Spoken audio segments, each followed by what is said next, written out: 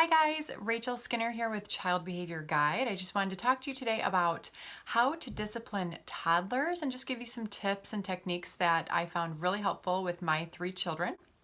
So first of all, there's 3 different things that you can do when you're trying to teach toddlers the right and the wrong things of undesirable versus desirable behavior. So the first thing would be using redirection.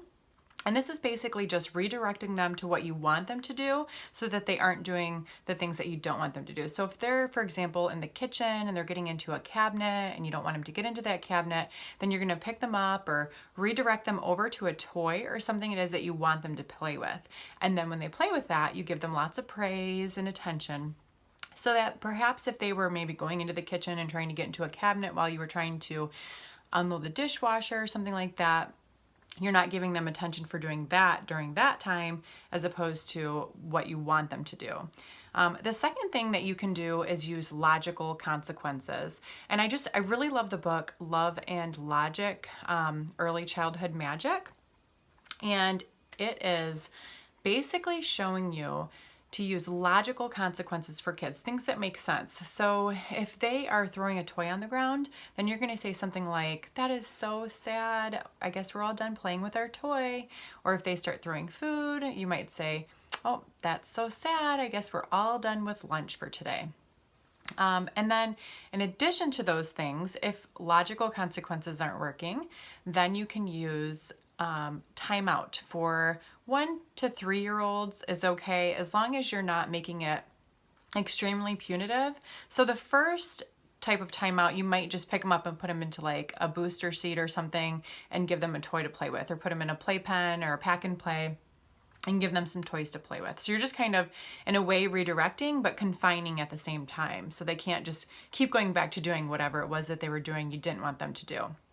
And then from there, if that doesn't seem to be working, then you might do a more structured timeout. So what I like to do is what I kind of did with my kids. They're not toddlers anymore, but I would put them in a high chair where I would strap them down, and then I might, if it's something that they were repeatedly doing and I kept trying to distract them from and it wasn't working, then I might actually put them in a timeout for, it's 1 minute per year old. So if they're 1-year-old, then you do 1 minute. If they're 2, then you do 2 minutes.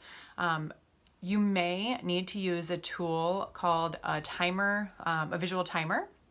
And what I really like is the children's countdown timer. It actually shows a picture and then the timer counts down like a clock. And then as the timer reveals the picture behind it, and then it gets to the end and you can see the whole picture. And I'll actually show that to you right now.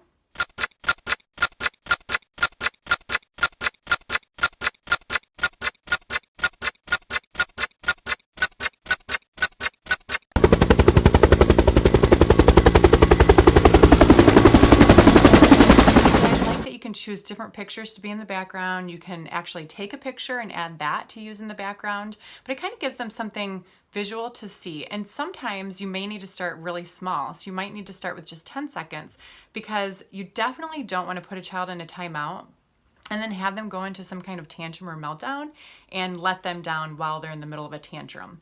So if you start with 10 seconds, then anytime if they do have any whining or crying or anything like that, you just say, "Uh-oh, gotta restart timer," and then you restart the timer. So if you start with 10 seconds and say you have to restart the timer 6 times, then they're really only in timeout for a minute.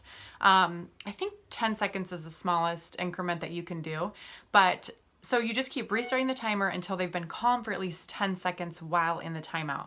And then if they finish the timeout and they're calm, you can say, "Awesome, good job. Now we're going to," and then use redirection. So I hope this was helpful today. I hope everybody's having a good day. Bye.